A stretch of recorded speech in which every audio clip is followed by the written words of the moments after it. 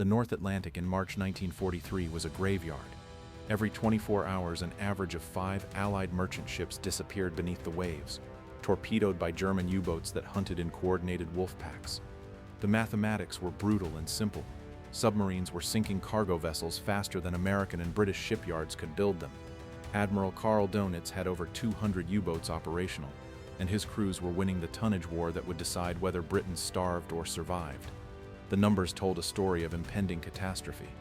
In March alone, U-boats sent 127,000 tons of desperately needed supplies. That single month erased half a year of shipbuilding progress. Wheat rotted in Canadian silos because there weren't enough hulls to carry it across the Atlantic. Steel that should have armed British factories rusted in American ports. Aviation fuel meant for RAF bombers fed fires in the mid-Atlantic instead. British Admiralty statisticians calculated that at current loss rates, the merchant fleet would cease to exist by autumn 1943.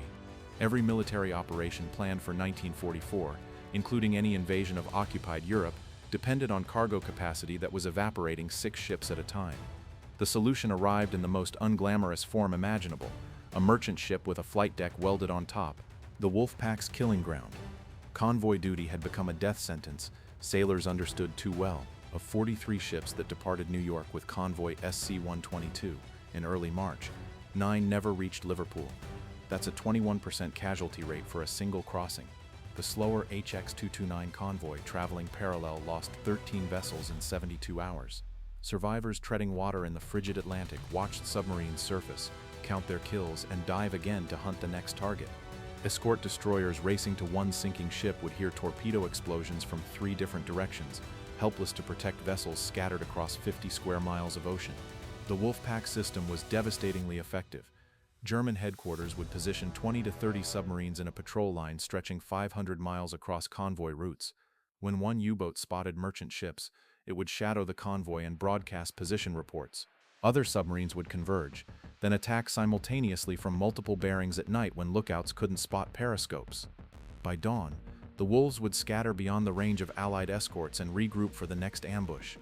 The United States was producing equipment and vehicles at unprecedented rates, but it didn't matter if those supplies couldn't cross the Atlantic.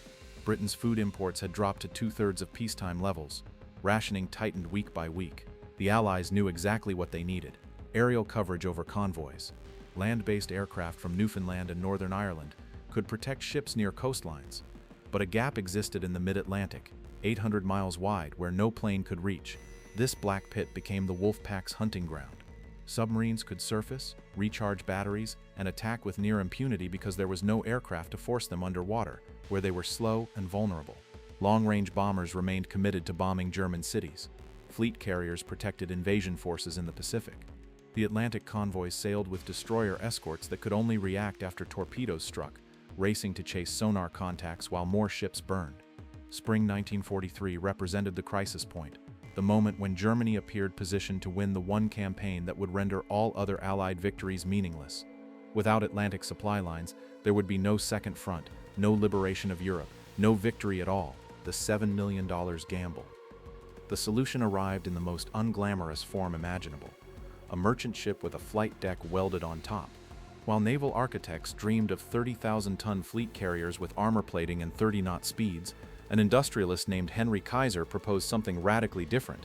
Take the basic hull of a merchant vessel, flatten the top, add a flight deck, island superstructure, and catapult system, then push the entire contraption out of the shipyard in 90 days. The Navy called them jeep carriers or baby flattops, and most admirals considered them barely adequate for training purposes.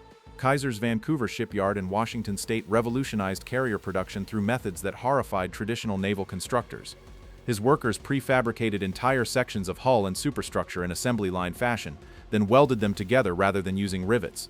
This violated generations of shipbuilding practice, but it worked. The first Casablanca-class escort carrier, USS Casablanca herself, launched on April 5, 1943, after just 5 months of construction. A fleet carrier required 2.5 years minimum. Kaiser promised to deliver 50 escort carriers in 18 months, and defense officials who remembered his Liberty ship miracles believed him. The specifications made fleet carrier captains wince. These vessels displaced 11,000 tons compared to a fleet carrier's 27,000.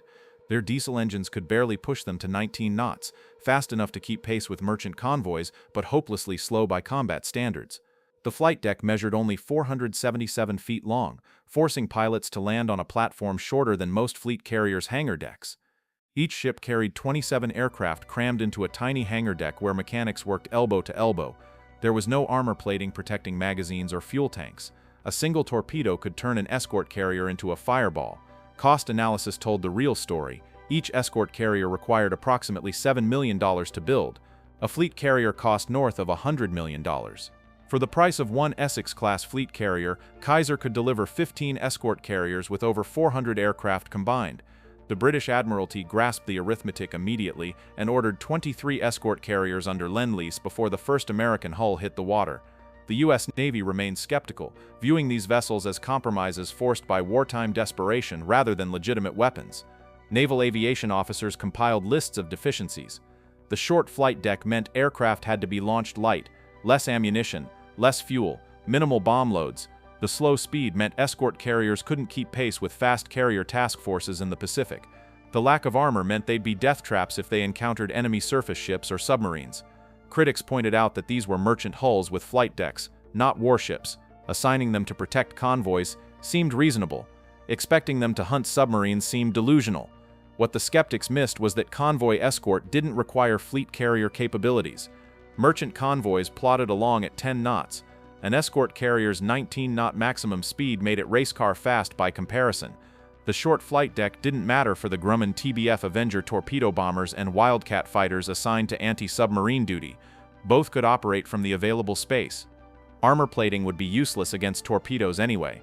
The real question was whether these improvised platforms could put aircraft over submarines in the Black Pit, and whether those aircraft could sink U-boats before wolfpacks tore another convoy apart. By May 1, 1943, 6 escort carriers had joined the Atlantic Fleet. Each one represented a $7 million gamble split 50 ways. The Navy was about to discover whether mass-produced adequacy could defeat precision engineering, weapons that actually worked. The escort carriers carried aircraft, but those aircraft needed something better than depth charges to kill submarines. Traditional depth charges had a fatal flaw. Destroyers had to pass directly over a U-boat's position before dropping them, and the explosions would blind the ship's sonar for 15 minutes. Submarines simply dove deep and maneuvered away, while escorts groped blindly through disturbed water. Kill rates hovered around 4%. Depth charges worked brilliantly at keeping submarines submerged and away from convoys, but actually destroying them remained frustratingly rare. A British naval engineer named Charles Goodhue invented the answer in 1941. The Hedgehog system mounted 24 spigot mortars in 4 rows on a ship's forward deck. Each mortar launched a 65-pound projectile in a circular pattern 250 feet ahead of the attacking vessel. The projectiles didn't explode on contact with water like depth charges. They only detonated on direct contact with a submarine's hull. This eliminated the depth charge problem entirely. Ships could fire, maintain sonar contact, and immediately know if they'd hit. No explosion meant a miss. An explosion meant a kill. The mathematics of probability made Hedgehog devastating. 24 projectiles landing in an elliptical pattern 140 feet across gave each attack roughly a 25% chance of scoring at least one hit against a submarine. One hit would punch through the pressure hull, and the resulting implosion would finish the job. By spring 1943, Hedgehog-equipped escorts were sinking 1 U-boat for every 5 attacks, a 500% improvement over depth charges. The other technological revolution arrived in an unassuming black box called HFDF, which sailors pronounced Huff Duff. High-frequency direction-finding equipment could detect and triangulate German radio transmissions. U-boats had to surface to recharge batteries and communicate with headquarters. Every radio message gave away their position. A single escort with HFDF could determine the bearing to a transmitting submarine. 2 escorts comparing bearings could pinpoint the location within 5 miles. 3 escorts could fix a position accurate enough to vector aircraft directly to the target. German submariners never suspected their communications network had become a targeting system. Admiral Dönitz's Wolfpack tactics required constant radio chatter. Submarines reporting convoy positions, headquarters directing attacks, U-boats coordinating movements. Each transmission drew a line across Allied plotting tables. The more submarines coordinated, the more precisely escorts could locate them. By May 1943, nearly every American and British escort ship carried HFDF equipment calibrated to German naval frequencies. The combination transformed anti-submarine warfare. HFDF would detect a submarine radioing position, reports. Escort carriers would launch aircraft to the coordinates. Avenger pilots would spot the surfaced U-boat and force it to crash dive. Hedgehog-equipped destroyers would race to the location and attack while the submarine was still maneuvering at slow speeds. If the first spread missed, sonar held contact, and the destroyer could attack again immediately instead of waiting for depth charge disturbances to clear. U-boat commanders found themselves hunted by enemies who seemed to read their minds. Submarines that surfaced to charge batteries would suddenly have aircraft overhead. U-boats transmitting convoy sightings would face destroyers appearing from nowhere. The technological advantage Germany enjoyed through 1942 had evaporated. American research laboratories and British engineering workshops had produced weapons that turned the hunters into prey. All that remained was proving these systems worked in actual combat.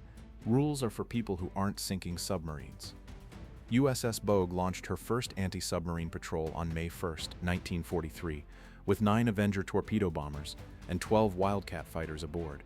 Her commander, Captain Giles Short, had explicit orders from Atlantic Fleet headquarters.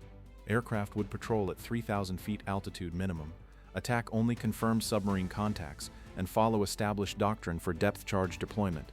The pilots nodded during the briefing, then promptly ignored every instruction once they cleared the flight deck. Lieutenant William Fowler found U-569 on May 2nd, 70 miles from the convoy Bogue was escorting.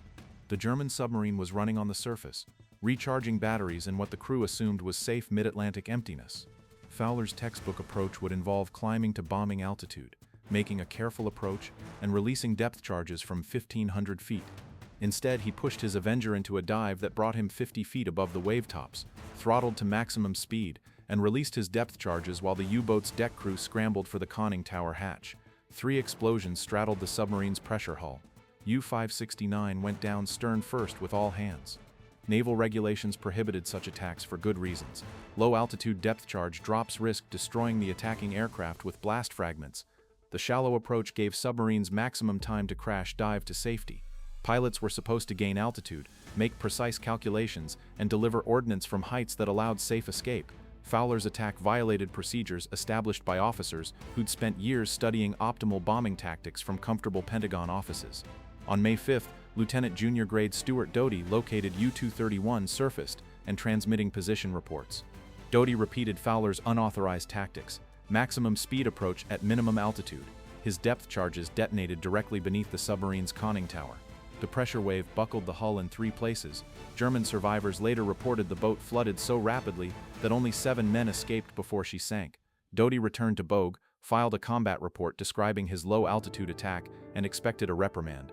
Instead, Captain Short quietly filed the report without forwarding it to Atlantic Fleet Command.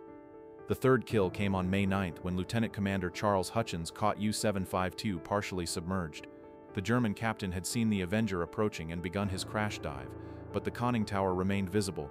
Hutchins dropped to wavetop height and released 4 depth charges that bracketed the swirl where U-752 had disappeared.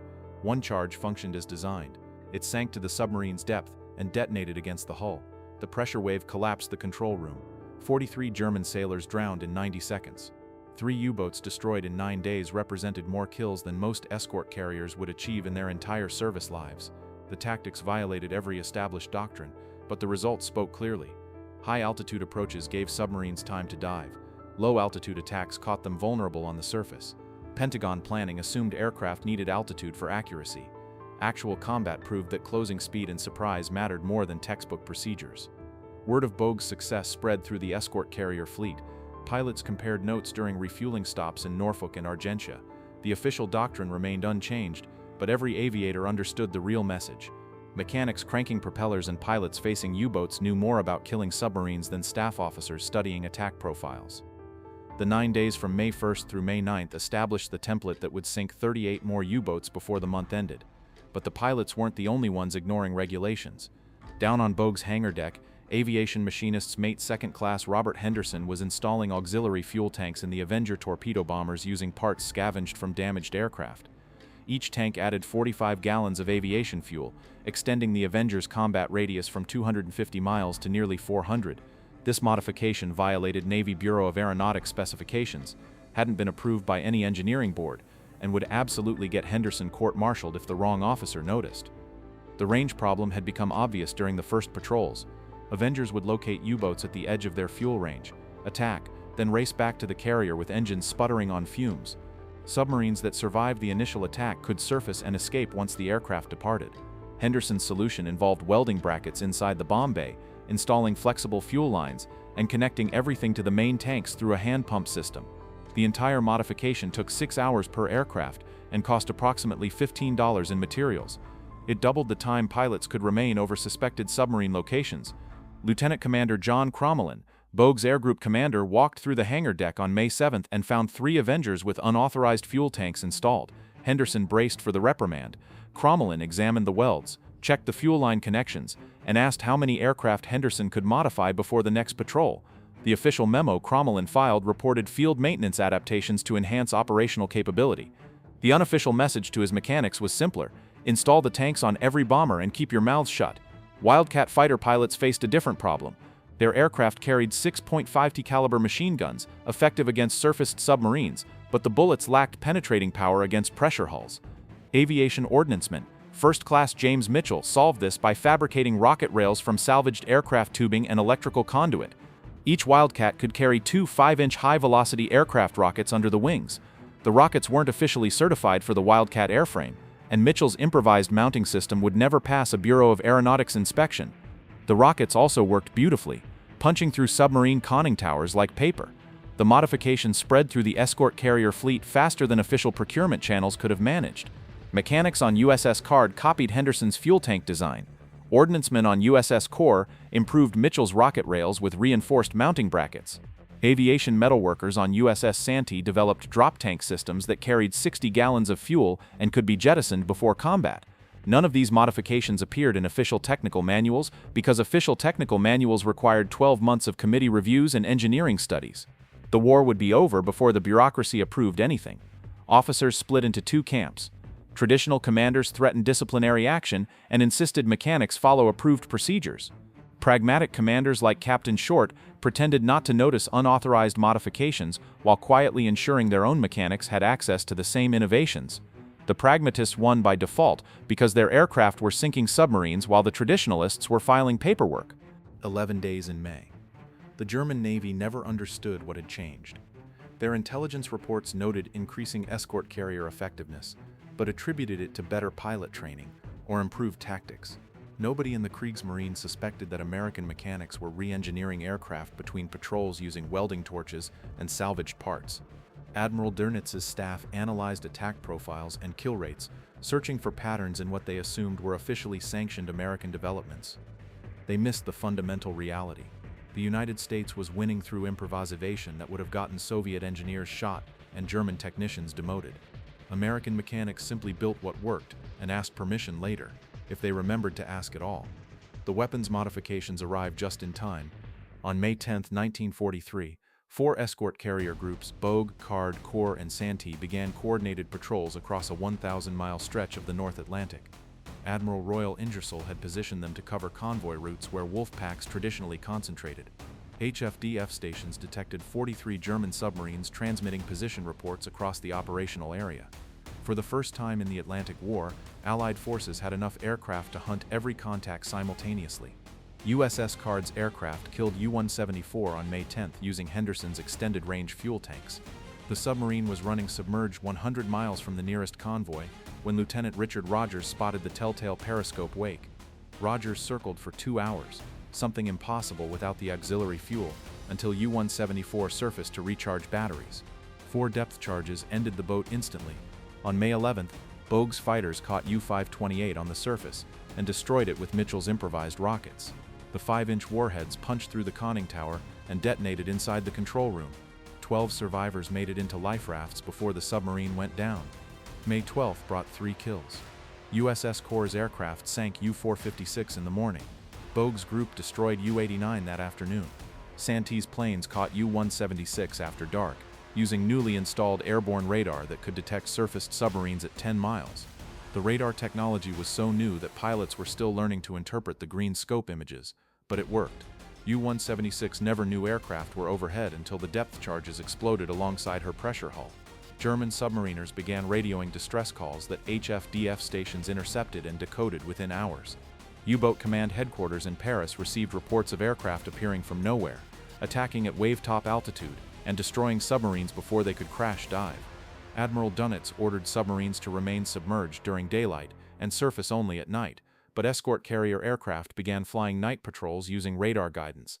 The darkness that once protected wolf packs had stopped providing cover. The killing accelerated. May 13th, 2 U-boats destroyed. May 14th, 3 more. May 15th, 4 submarines sunk, including U-2 dans les Eaux, the Wing 2 Hapsine 26 Theo, whose survivors reported being attacked by aircraft 3 times in 6 hours by planes that shouldn't have had enough fuel to reach their location. Henderson's fuel tanks had turned the mid-Atlantic from a sanctuary into a hunting ground. By May 16th, German submariners were calling the Atlantic the Valley of Death. Boats that departed French ports with 50-man crews were disappearing with no survivors, no wreckage, nothing but oil slicks marking where they died. May 17th brought the worst single day. 6 U-boats went down across the North Atlantic, destroyed by aircraft from all 4 escort carrier groups working in coordinated sweeps. Destroyers equipped with Hedgehog finished off submarines that survived the initial air attacks. The coordination worked flawlessly. Aircraft would force U-boats underwater, then vector destroyers to the location for Hedgehog attacks while the submarines were still slow and vulnerable. U-273 survived 4 depth charge attacks but couldn't escape the Hedgehog spread that followed. The projectiles bracketed the submarine and 3 struck home. The pressure hull imploded at 400 feet depth. By May 20th, 28 U-boats had been destroyed in 11 days. Dönitz's Atlantic force was being gutted. Submarines leaving French ports were receiving recall orders before they reached operational areas. Boats already on patrol were abandoning their positions and running for home. On May 21st, 2 more U-boats died, U-467 and U-954. The latter's crew had time to radio a final message before going down. Aircraft everywhere, cannot surface, cannot fight. The economics of submarine warfare had shifted in a way Admiral Dönitz couldn't reverse.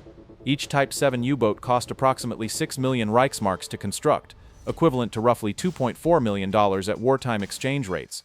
The Blohm & Voss shipyard in Hamburg could build 1 submarine every 6 weeks using 500 skilled workers and materials that included precision instruments, high-grade steel, and advanced electrical systems. These boats represented the pinnacle of German engineering. Pressure hulls tested to 750 feet, diesel engines producing 2,800 horsepower, torpedo tubes machined to tolerances measured in thousandths of an inch. American escort carriers were sinking these engineering marvels using aircraft that cost less than a luxury automobile. A Grumman TBF Avenger cost the Navy approximately $42,000. A Wildcat fighter cost $29,000. The 4 depth charges each Avenger carried cost $150 apiece. An attack that killed a U-boat consumed roughly $43,000 in aircraft operating costs and ordnance. The return on investment was staggering. Spend less than $50,000, eliminate a $2.4 million submarine and 50 trained crew members who'd taken 18 months to train. Kaiser's shipyards were producing this destruction at rates German industry couldn't match. Vancouver launched 1 escort carrier every 32 days through spring and summer 1943.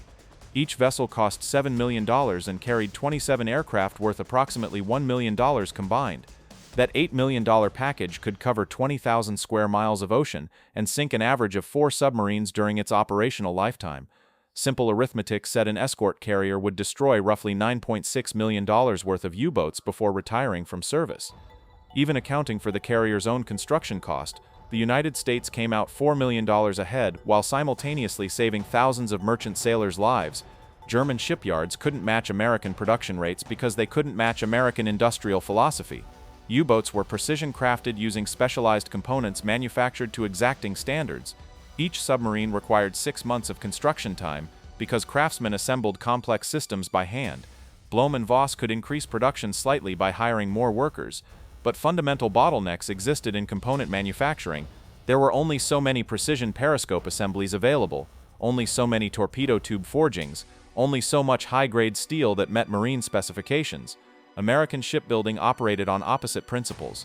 Escort carriers used commercial-grade steel. Their engines came from merchant ship production lines. Flight deck catapults were simplified versions of fleet carrier systems. Electrical components used civilian manufacturing standards. Kaiser's workers weren't craftsmen. They were welders, riveters, and assemblers working shifts around the clock. Quality control meant good enough to complete the mission, not perfect according to specifications.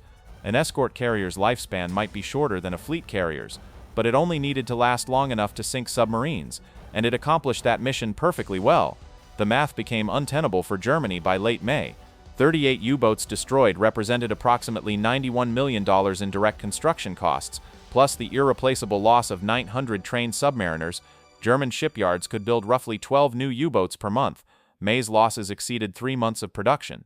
The Wolfpack system depended on having enough submarines to saturate convoy routes. With boats disappearing faster than replacements arrived, Dönitz faced a problem no tactical brilliance could solve. His weapon system had become obsolete. The strategic collapse. On May 24, 1943, Admiral Dönitz sent encrypted orders to all Atlantic U-boats, withdraw from patrol areas and return to base. The Wolfpacks that had nearly starved Britain were retreating. The withdrawal order marked Germany's first strategic defeat in a campaign they'd chosen to fight. Hitler had explicitly told his admirals that victory in the Atlantic would decide the war's outcome.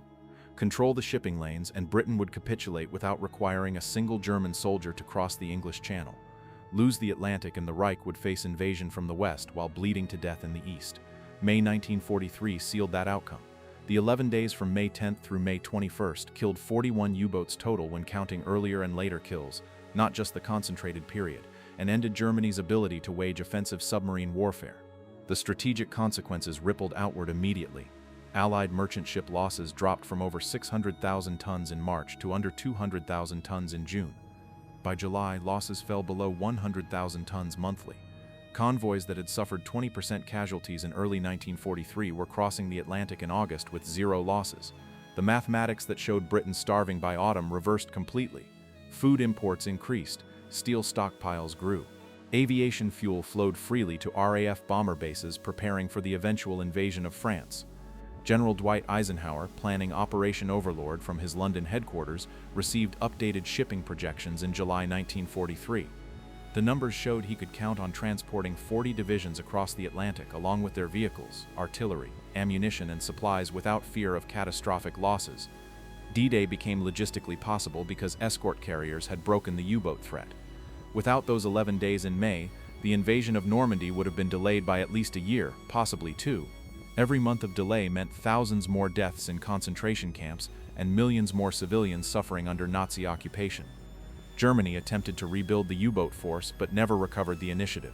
New submarines left French ports in June and July, only to find aircraft everywhere. Dönitz ordered the development of snorkel breathing systems that let submarines recharge batteries while remaining submerged. But these didn't deploy until early 1944. He demanded faster submarines with better underwater endurance, resulting in the Type UX-1 U-boat design. But these revolutionary vessels didn't enter service until April 1945, when the war was already lost. The technology that might have restored German submarine effectiveness arrived years too late because American pragmatism had seized the critical window. The comparison between American and German military philosophy played out across every theater. Germany produced 1,350 Tiger tanks that cost $250,000 each and required specialized maintenance. America produced 49,000 M4 Sherman tanks at $44,000 apiece that any mechanic could repair using spare parts from other Shermans. Germany built 1,500 Focke-Wulf 190 fighters annually using precision manufacturing. America built 16,000 P-47 Thunderbolts per year on assembly lines. Quality versus quantity stopped being a debate when quantity became overwhelming. The escort carriers epitomized this victory. They were unglamorous, slow, inadequately armored, and built using shortcuts that violated traditional naval architecture. They were also exactly what the Atlantic campaign required, platforms that could put aircraft over submarines cheaply and quickly enough to matter. 50 escort carriers eventually served in the Atlantic and Pacific, sinking 69 submarines combined while protecting thousands of merchant vessels. Not a single one received the glory accorded to fleet carriers, but they won the war that mattered most. Spring 1943 proved that sometimes the best solution isn't the most elegant one. It's the one you can build fast enough and cheap enough to deploy when it actually matters. The escort carriers were never going to win beauty contests or appear in naval recruitment posters. They just needed to put planes over submarines in the Black Pit, and they did that well enough to change the course of the war. 11 days in May, 41 U-boats destroyed, the Atlantic secured, and all of it accomplished with merchant ships that had flight decks welded on top. Industrial victory. The victory in the Atlantic didn't look like a single dramatic battle. It looked like paperwork and production schedules. While Dönitz was pulling submarines out of the war, Allied shipping boards were quietly revising their forecasts. Lines on graphs that had been plunging downward for 3 years suddenly bent the other way. Instead of calculating how long Britain could survive, civil servants in London and Washington began arguing over how many divisions could be shipped overseas by specific dates. Logistics planners, not admirals, became the people whose signatures decided the pace of the war. The escort carriers fit into a much larger pattern. The same industrial philosophy that turned merchant hulls into baby flattops also turned out Liberty ships by the hundreds, standardized tank destroyers by the thousands, and boxcars of ammunition by the millions. Components were simplified, standardized, and interchangeable. A valve built in Ohio fit a pump made in New Jersey, which bolted into a system assembled in California and then shipped to a depot in Liverpool. If a part failed, you swapped it out and kept moving. The question wasn't, is this the best possible design? It was, can we build 10 of these for every one of the enemies? Germany never solved that problem. The U-boat arm suffered from the same mindset that produced Tiger tanks and advanced fighters. Brilliantly engineered, carefully finished, and completely unsuited to an industrial slugging match against the United States. Every Type 7 submarine embodied thousands of hours of skilled craftwork that could not be sped up without breaking the system that produced it. You could push workers harder, but you couldn't conjure extra periscopes, high-grade steel, or precision electrical gear out of nothing. The more U-boats Dönitz lost, the more obvious the bottlenecks became. American shipyards, by contrast, behaved more like enormous repair garages with rail lines running through them. If a design was too complex, it was simplified. If an assembly process took too long, it was broken into smaller tasks and spread across more workers. Welders didn't need to understand the full theory of naval architecture. They needed to run clean beads on pre-cut plate. Foremen didn't debate the aesthetics of hull forms. They counted how many sections rolled out of the shop each shift. It was ugly, inelegant, and completely lethal to any opponent trapped in a craft production mindset. The escort carriers were the most visual proof of that difference. Germany never built a true equivalent. They had no spare yard capacity, no culture of turning civilian hulls into improvised warships at industrial scale, and no political inclination to celebrate good enough solutions. By the time German engineers sketched designs that might have countered Allied radar, Huff Duff, and mass-produced carriers, the factories that could have built them were already being smashed by those same industrial systems from the air, the forgotten ships. After the war, almost nobody wanted the baby flattops. They had done exactly what they were built to do, and that made them awkward in peacetime. Their short decks, cramped hangars, and lack of armor made them poor candidates for modernization. They were too slow for jet operations, too specialized for new naval doctrines, and too worn for another decade of hard service. Many were sold for scrap before the public even knew their names. Sailors remembered them, though. Men who had spent months living on those narrow decks and in those hot, noisy engine rooms understood what it meant to sail into the black pit with only a thin steel plate between the magazine and the ocean. Pilots who had landed on their short, pitching decks in North Atlantic winter weather understood the difference between theoretically adequate and just barely enough. They knew that if the hangar deck mechanics had gotten a fuel line wrong or an improvised rocket rail had failed under load, there would be no second chances. History books gravitated toward more photogenic subjects. Fleet carriers with long combat records, battleships with famous names, submarines with dramatic single-mission stories. Those were easier to wrap into neat narratives. An escort carrier that spent the war plodding along at convoy speed and launching patrols into empty gray skies didn't translate well into a two-page spread or a war movie. There are no heroic silhouettes in the sunset when the ship in question looks like a factory accident that stumbled into a paint shop. Yet the numbers refused to go away. Shipping losses fell and stayed low after May 1943. The Atlantic Bridge thickened into a conveyor belt delivering soldiers, trucks, fuel, and food. When planners drew up timetables for Sicily, Italy, and finally Normandy, they did so in a world where the phrase, "if the convoys get through," no longer dominated every meeting. That freedom existed because somewhere out in mid-ocean, tired men on ugly ships kept flying off into rain squalls to make sure no periscope ever stayed above the surface long enough to matter. If you walk through a naval museum today, you might see a scale model of an escort carrier tucked into a corner. The plaque will list its displacement, its dimensions, and maybe a battle star or two.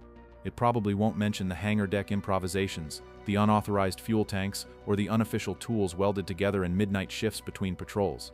It won't say that for 11 days in May 1943, ships that looked like afterthoughts were the most important vessels on the Atlantic. That is the final irony of the baby flattops. They were designed as compromises, treated as expendable, and discarded as soon as something better came along. But for a brief, crucial window, they did something no battleship, no bomber, and no grand strategy speech could do. They closed the Black Pit. They took away Germany's last realistic chance to knock Britain out of the war. And then, having changed the outcome, they quietly disappeared. Merchant hulls with flight decks welded on top, slipping into the scrapyards as if they had never been there at all. Lessons the navies didn't forget. The escort carriers left the post-war fleet rosters almost as quickly as they had appeared. But the lessons they embodied stayed welded into naval doctrine. The first and most obvious was brutally simple. Any nation that depends on sea lanes lives or dies by what flies over them. Surface escorts and merchant hulls alone were no longer enough. The Atlantic campaign demonstrated that submarines could be driven away only when aircraft, radar, sonar, and weapons like Hedgehog were fused into a single hunting system. Navies wrote that lesson into steel. The US and British fleets that emerged from the war kept dedicated anti-submarine carriers in service long after the baby flattops themselves were gone. New hulls were faster, better protected, and designed from the keel up to carry helicopters and fixed-wing aircraft that hunted submarines instead of surface ships. The old improvisations, extra fuel tanks, jury-rigged rocket rails, ad hoc radar fits became formal design requirements. Anti-submarine groups were no longer afterthoughts tacked onto convoys. They were self-contained hunter-killer formations built around aviation. HFDF and its descendants followed the same path. The crude suitcase-sized sets that once lived in cramped radio rooms evolved into integrated signals intelligence networks. What had been a black box on an escort destroyer became, in the Cold War, a global system that listened to every burst transmission and coded squawk at sea. Submarines adapted with new communications and snorkels, but the basic reality never changed. The more a hidden weapon talked, the easier it was to find. In-depth charge rows and Hedgehog mounts vanished from decks, replaced by homing torpedoes and rocket-launched weapon systems, but the logic remained the same. You don't simply drop explosives in the general direction of a contact and hope. You fire a pattern, keep your sensors active, and treat every engagement as a series of probability problems to be solved under pressure. The mathematics that once gave Hedgehog a 25% kill chance per attack survived long after the weapon itself went to scrap. Doctrinally, the Atlantic campaign drove a wedge between the staff officers' war and the operators' war. Reports from Bogue and her sisters, detailing low-altitude attacks, extended-range patrols, and improvised modifications, were circulated in post-war studies as examples of what happened when frontline crews quietly rewrote the rulebook. War colleges wrapped these stories in academic language, talking about flexible doctrine and feedback from the tactical level, but the underlying point was direct. If your procedures cannot adapt fast enough, your enemy will teach you with body counts. The German Navy studied the same history with a very different emphasis. Post-war analyses written by surviving U-boat officers focused less on American improvisation and more on the sudden convergence of air power, sensors, and mass production. From their perspective, the decisive factor wasn't a single weapon or tactic. It was the moment when every Allied convoy seemed to bring its own private air force into what had once been a safe ocean. After years of being the hunters, they had become targets in a firing range where the other side controlled the lighting, the range markers, and the ammunition supply. The Atlantic, once a place where admirals debated cruiser screens and battle fleet deployments, had turned into a laboratory for integrated warfare. Every convoy escorted by baby flattops and Hedgehog-equipped destroyers was an experiment in how to connect sensors, shooters, and industrial capacity into one machine.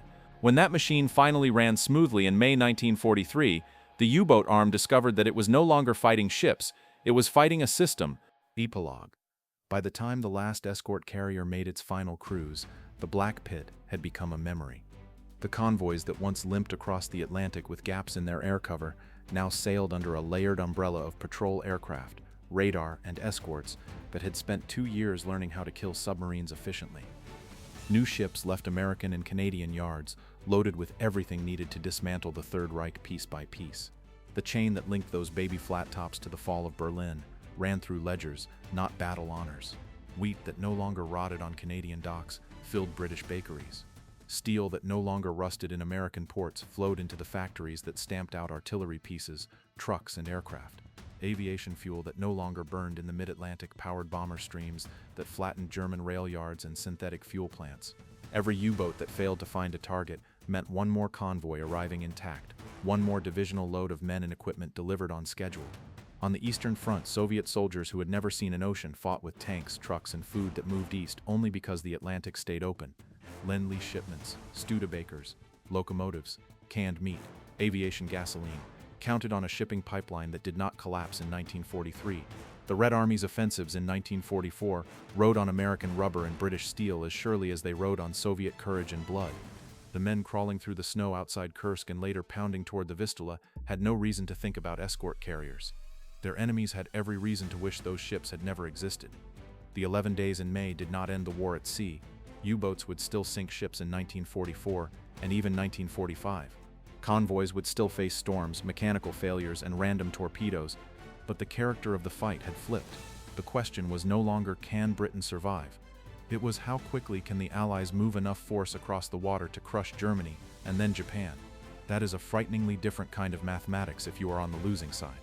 In the end, the escort carrier's achievement can be reduced to a single, unglamorous fact. They made logistics predictable, shipping losses stopped being a wild variable, and became something planners could budget for.